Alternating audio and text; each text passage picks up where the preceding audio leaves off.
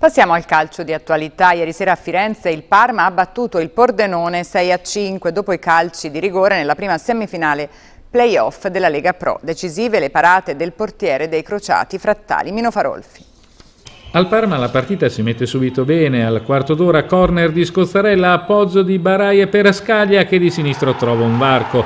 I crociati, seguiti a Firenze da 1500 tifosi, una volta in vantaggio si mettono sulla difensiva e il Pordenone si fa pericoloso. Esce la conclusione di Cattaneo, sempre Cattaneo, al 32esimo prima colpisce duro Scozzarella, costretto ad uscire, poi impegna Frattali.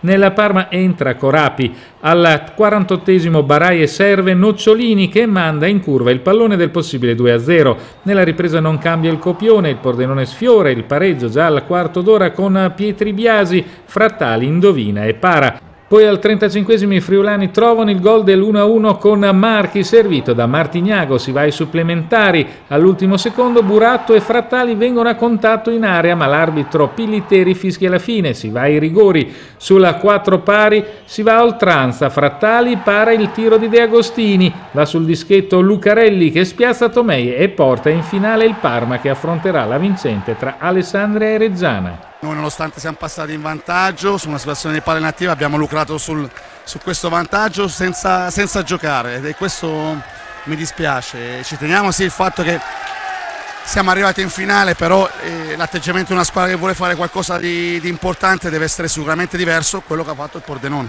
Poi succede che a 10 minuti alla fine prendi gol, sul tempo supplementare abbiamo avuto un paio di situazioni, però ripeto, una squadra come la nostra deve provare a giocare a calcio, quello che abbiamo fatto durante l'anno.